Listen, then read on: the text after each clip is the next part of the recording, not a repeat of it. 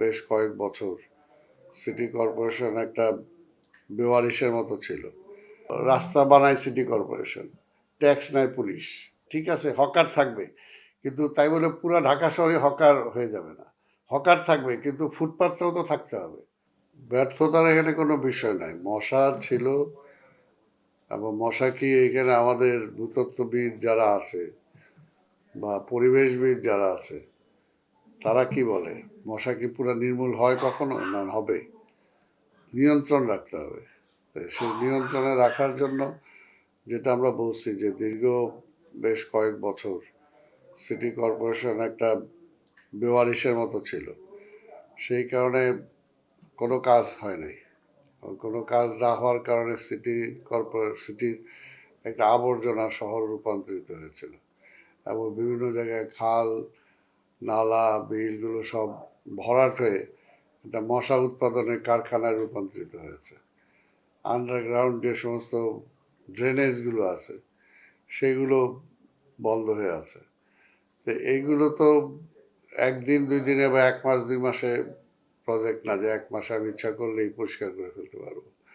তবে আমি দায়িত্ব নেওয়ার পর থেকেই কয়েকদিনের মাথায়, যেটা আপনারা জানেন, যে এক মাসের একটা ক্র্যাশ প্রোগ্রাম আমরা দিয়েছি, এবং সেই ক্র্যাশ প্রোগ্রামের আওতায় ইতিমধ্যে ঢাকা মহানগরীতে প্রতিটা ওয়ার্ডেই আমাদের মশক নিধন কার্যক্রম চলছে।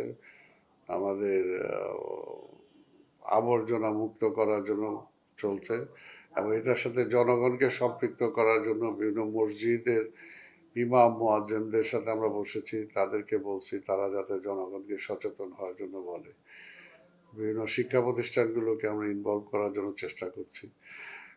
কারণ এই সমস্যাটা এমন যে এককভাবে শুধুমাত্র সিটি কর্পোরেশনের পক্ষে এটা মানে এই সমাধান দেওয়া সম্ভব না যদি জনগণ সচেতন না হয়।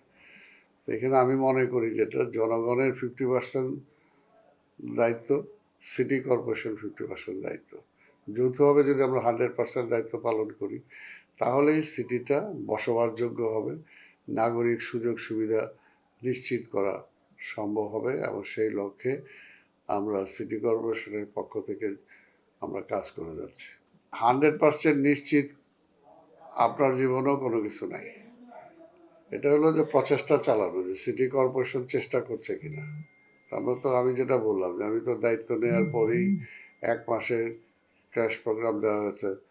এই 75টা ওয়ার্ড, আমাদের 75টা ওয়ার্ডের মধ্যে 10টা ওয়ার্ড, যে ওয়ার্ডগুলোতে মানে মানে এই মশার উৎপাদনটা বেশি হয়, সেগুলোকে আমরা টার্গেট করেছি, এবং আরেকটা মিডিয়াম আছে, সেগুলোকে আমরা টার্গেট করেছি। এবং আগামী রোববারের মধ্যে সেই 10টা ওয়ার্ড কি এখন উন্নতি হয়েছে না হয় নাই না অবস্থায় আছে, আগামী 2 দিনের মধ্যে আবার আমরা সেটা বলতে পারবো। তো আমরা এগুলো করে যাচ্ছি, এবং আমাদের মশক নিধন কার্যক্রম বলেন, পরিষ্কার পরিচ্ছন্নতা বলেন, এবং আমাদের খাল, বিল, নালা পরিষ্কারের প্রয়োজনে সেগুলো আমরা মাননীয় প্রধানমন্ত্রীর কাছেও আমাদের যে সমস্ত কার্যক্রম সেগুলো তুলে ধরেছি। উনিও সেগুলো জানেন, এবং আমাদেরকে যত দ্রুত সম্ভব সেগুলো করার চেষ্টা করেছেন, এবং মন্ত্রণালয়কেও নির্দেশ দিয়েছেন যাতে এই ব্যাপারে আনুষঙ্গিক সহযোগিতা আমাদেরকে দেওয়া হয়। সিটি কর্পোরেশনের আজকে বাস্তব যে চিত্রটা বলি, যে রেভিনিউ, মনে করেন আমার 25 কোটি টাকার মতো বেতন লাগে। এখন এই গত মাসে ঈদ বোনাসও দিতে আরো বেশি দিতে হয়েছে, সেটার জন্য আমার অন্য ইসে থেকে আমাকে লোন করতে হয়েছে। এই মাসেও সেই একই অবস্থাতে, কাজে এটার একদিনের রেভিনিউ ইনকাম একেবারেই অর্ধেকে তারা চলে মানে নিয়ে আসছে লাস্ট যারা ছিল। তো সেখানে তাদের ব্যর্থতা ছিল। তো সেটাকে আমরা চেষ্টা করতেছি যে এটাকে আরও একটু ইফেক্টিভলি কার্যকর করা যায় কিভাবে, এবং ট্যাক্সগুলো, বিশেষ করে নতুন যে ওয়ার্ডগুলো আমাদের সম্পৃক্ত হয়েছে, 18টা ওয়ার্ড, এই ওয়ার্ডগুলোতে এখন পর্যন্ত আমরা ট্যাক্সের সেইভাবে আওতায় আনতে পারি নাই। তো সেগুলোর জন্য আমরা চেষ্টা করছি নাগরিকদের সাথে, বরঞ্চ প্রয়োজনে তাদের সাথে আলোচনা করে যাতে ইজি হয়, তাহলে, এবং যাতে ট্যাক্সটা আসে। ওই যে আরেকটা যেটা বললেন আপনি, ট্রেড লাইসেন্স সহ, এগুলো আমরা চেষ্টা করতেছি আরও কীভাবে ইজি করা যায়। ইজি করতে যে আবার অনেক জায়গায় আমরা দেখেছি যে নকল করে ফেলে। তো এই সমস্ত বিষয়গুলো আমরা যত দ্রুত সম্ভব চেষ্টা করতেছি, কারণ আমাদের রেভিনিউ ইনকাম বাড়াইতে হলে তো ট্যাক্স, তারপরে আমাদের এই ট্রেড লাইসেন্স, ইনকাম সোর্স যেগুলো আছে সেই সোর্সগুলোকে তো আমাদের ইফেক্টিভলি ওয়ার্ক করাইতে হবে। তো সেটার জন্য আমরা চেষ্টা করছি, এবং এই সামনের সপ্তাহেই রেভিনিউ সেকশনে যারা কাজ করতেছে তাদের সাথে আমাদের বৈঠক আছে। ইনশাল্লাহ আমরা চেষ্টা করবো, হয়তো দেখা যাবে এখানে একটা রেজাল্ট আসবে। গত বিশের সময় প্রায় 1500 কোটি টাকার ওয়ার্ক অর্ডার তারা অ্যাডভান্স দিয়ে গেছে। যে এখন এই কাজগুলো, এই ওয়ার্ক অর্ডারগুলো তারা কেন দিল, এই কাজগুলোকে আদৌ আমাদের দরকার আছে কিনা, এই বিষয়গুলো আমি এটা ভেরিফাই করার জন্য আমার ইঞ্জিনিয়ারিং সেকশনকে আমি বলেছি, তারা একটা রিপোর্ট দিবে, এবং রিপোর্ট দেওয়ার পরে আরেকটা হলো যে এখানে অন্তত আমি বলতে পারি যে এখানে কোনো চক্র সুবিধা করতে পারবে না। নর্মাল টেন্ডার যে সিস্টেম আছে সেই সিস্টেম অনুযায়ী এখানে ওয়ার্ক করবে। এখানে প্রতিবন্ধকতা যদি যে কেউ সৃষ্টি করতে চাবে তার বিরুদ্ধে আইনগত ব্যবস্থা নেওয়া হবে। আয় ব্যয় যদি স্বচ্ছতা না আসে তাহলে একটা প্রতিষ্ঠান তো এগিয়ে যেতে পারবে না। আজকে এই জন্যই তো যে আজকে হঠাৎ করে কেন রেভিনিউ ইনকাম কমে গেল সেটা তো আমি একটু আগেই বললাম। সেটার জন্য অলরেডি রেভিনিউর সাথে যারা জড়িত আছে তাদেরকে বলেছি আমি রিপোর্ট দেওয়ার জন্য, এবং রিপোর্ট নিয়ে আগামী 2 দিন পরেই তাদের সাথে বসে এই ব্যাপারে আলোচনা হবে, যেটা কি কেন হলো এবং এটার থেকে বের হয়ে আসার উপায়টা কি। সিটি কর্পোরেশনকে, যেটা আমি মনে করি, এর আগে সিটি গভর্নমেন্টে রূপান্তরিত করতে হবে। এখানে সার্ভিস ওরিয়েন্টেড যে সমস্ত অর্গানাইজেশনগুলো আছে সেই সমস্ত অর্গানাইজেশনগুলো অ্যাবসলিউটলি সিটি কর্পোরেশনের নিয়ন্ত্রণে আনতে হবে। তা না হলে কিন্তু যে নাগরিক সুযোগ সুবিধাগুলো নিশ্চিত করা যাবে না, তাই না? এটা হলো যে মনে করেন যে আজকে আমি তো রাস্তা বানাই সিটি কর্পোরেশন, ট্যাক্স নেয় পুলিশ। আজকে আজকে ধরেন আজকে যে আপনারা অনেকে রিক্সার ব্যাপারে বলতেছেন, যে যন্ত্রচালিত যে রিক্সা, এটার এটার কিন্তু লাইসেন্স দেওয়ার অধিকার সিটি কর্পোরেশনের নাই। এটাকে আমি বন্ধ কীভাবে করবো, আমার আওতায় কীভাবে নিয়ে আসবো? এই যে আজকে রাস্তা একদিক দিয়ে সিটি কর্পোরেশন করলো, আরেক দিক দিয়ে রাজুক আইসা হয়তো বা ওয়াসা আইসা সেগুলো কাটলো। তো এগুলোর সমন্বয় ইসের জন্য আজকে মেট্রোপলিটন পুলিশ সহ সব কিছুই আজকে এটা একটা নগর সরকারের মধ্যে আসতে হবে। তাহলে হবে কি যে, এবং আমি যেটা মনে করি বর্তমান প্রধানমন্ত্রী আসলে তিনি চেষ্টা করছেন যে সব কিছুর সমাধান কীভাবে আনা যায়, সব কিছুকে সমন্বয় কীভাবে করা যায়। আলটিমেটলি হয়তো উনিও অনুধাবন করবেন যে এটাকে কীভাবে আরও সুষ্ঠুভাবে পরিচালিত করার জন্য মানে ঢাকার, অর্থাৎ মেয়র মিনস এভরিথিং।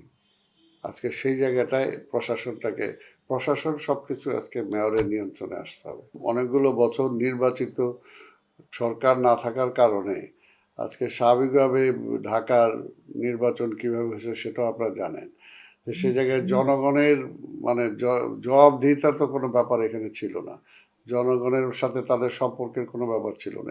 একদলীয় শাসনের মতো সেটা চলছে, স্বৈরাচারের কায়দায় সেটা চলছে। তো সেই কারণে জনগণ সেখান থেকে অনেকটা বিমুখ ছিল। তার কাজে জনগণকে আবার সিটি কর্পোরেশন মুখী করে আনতে হবে, বা সিটি কর্পোরেশনকেও জনগণের দ্বারে নিয়ে পৌঁছাইতে হবে। আপনি যেটা এটাই সত্যি বলছেন যে একসময় আমি ঢাকা সিটি কর্পোরেশনের সিলেক্টেড চেয়ারম্যান ছিলাম, তার পরবর্তীতে ইলেক্টেড কমিশনার হয়েছি, তার পরবর্তী পর্যায়ে ইলেক্টেড ডেপুটি মেয়র আমি হয়েছি। তো সেই কারণে একটা পূর্ব অভিজ্ঞতা তো আমার আছে যে আজকে এগুলো মানে সিটি কর্পোরেশনটা কীভাবে চলতে পারে। তো সেই অভিজ্ঞতাটার দিয়ে আমি কাজ করার জন্য চেষ্টা করতেছি, এবং আমি বিশ্বাস করি যে যে সমস্ত বাধা বা প্রতিবন্ধকতাগুলো আছে এগুলো অন্তত আমি যদি সময় পাই এবং জনগণ যদি পরবর্তী পর্যায়ে আমাকে নির্বাচিত করে, তাহলে এই ঢাকা মহানগরী যে সমস্ত সমস্যা আছে, অন্তত আমি তো বিশ্বাস করি যে পুরনো ঢাকা থেকে আজকে এই ঢাকার একটা আদর্শ মহানগরী গড়ে তোলার জন্য অন্তত যা যা করা দরকার অন্তত সেগুলো আমি করতে পারবো। যে ঢাকা মহানগরীর বিভিন্ন সমস্যা নিয়ে মাননীয় প্রধানমন্ত্রী প্রতিটা সপ্তাহে আমাদের সাথে বসেন এগুলো সমাধানের জন্য। আজকে মশার কি করা যায়, আজকে মানে আবর্জনার কি করা যায়, আজকে 2 দিন আগে তিনি বলছেন আজকে ট্রাফিক সমস্যা নিয়ে কি করা যায়, এগুলো নিয়ে আমাদের সাথে পুলিশ আদার্স বিভিন্ন যে সেক্টরগুলো আছে তাদের সাথে সমন্বয় কীভাবে করা যায়। মাননীয় প্রধানমন্ত্রী কিন্তু খুব সিরিয়াস এই ব্যাপারে। এখন আপনি যে রিক্সাগুলোর কথা বলছেন যে সেই ব্যাপারেও মাননীয় প্রধানমন্ত্রী একটা জিনিস খুব পরিষ্কারভাবে উনি খুব মানবিক। উনি চিন্তা যে আপনি বন্ধ করবেন কিন্তু এরা যাবে কোথায়, অর্থাৎ এদেরকেও তো একটা জায়গায় দিতে হবে। অর্থাৎ এখানে খালি উচ্ছেদ করলে হবে না, উনি চায় যে একটা সমন্বয় করা, অর্থাৎ একটা সিস্টেমে আনা। একটা সিস্টেমে যদি আনা যায় ঠিক আছে, হকার থাকবে কিন্তু তাই বলে পুরো ঢাকা শহরে হকার হয়ে যাবে না। হকার থাকবে কিন্তু ফুটপাতটাও তো থাকতে হবে। হকার থাকবে কিন্তু আবার যানবাহন চলার ব্যবস্থাও তো থাকতে হবে। আজকে রিক্সা থাকবে কিন্তু রিক্সার মধ্যে দিয়ে আবার আমার গাড়ি চলাচলে যাতে বিঘ্ন না ঘটে, জনগণ যাতে নির্বিঘ্নে চলতে পারে, অ্যাক্সিডেন্ট কম হতে পারে, সেই ব্যবস্থাটাও তো থাকতে হবে। অর্থাৎ এটাকে টোটাল একটা সিস্টেমের মধ্যে উনি আনার জন্য আমাদেরকেও বলছেন, উনি নিজেও চিন্তা করছেন এবং সমাজে যারা এই সমস্ত বিষয় নিয়ে এক্সপার্ট, যারা এই সমস্ত বিষয় নিয়ে চিন্তা করেন, তাদের সাথে উনি মানে মত বিনিময় করছেন এবং আমাদেরকেও বলছেন কথা বলার জন্য। এই জন্য আমরা সিটি কর্পোরেশনের পক্ষ থেকে কিছুদিনের মধ্যেই আপনার সাংবাদিক সহ সমাজের বিভিন্ন শ্রেণীর মানুষ, এমনকি রিক্সার মালিক বা শ্রমিক যারা আছে, ওই আজকে পরিবহনের যারা আছে বা হকারের যারা আছে, এগুলো সহ পরিবেশবিদ যারা আছে, এই সমস্ত সবাই সব ক্রস পিপুলের সাথে আমরা একটা সেমিনার বা ওয়ার্কশপের মতো করব। আমরা জানতে চাবো যে এই সমস্যাটা এক্সিস্ট করতেছে, আপনি অ্যাজ এ সাংবাদিক বিপ্লব সাহেব আপনি বলেন যে এটার এই সমাধানটা আপনি কীভাবে চিন্তা করতেছেন। অর্থাৎ আপনার আমার ক্রস একটা মতামতের ভিত্তি করে যাতে আমরা সামনের দিকে এটা নিতে পারি, যাতে কেউ না মনে করে যে আমরা জোর করে কোনো কিছু চাপাই দিতেছি।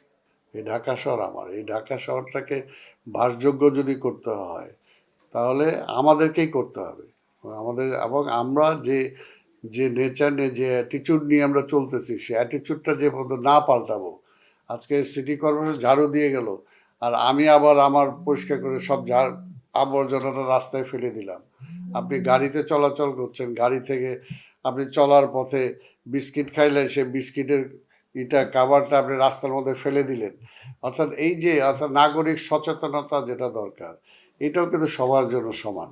এই জন্য আমরা বলি যে এই সিটিটা আমার, এই সিটিটা আপনার, কাজে আমি যদি বদলাই তাহলে নগর বদলাবে।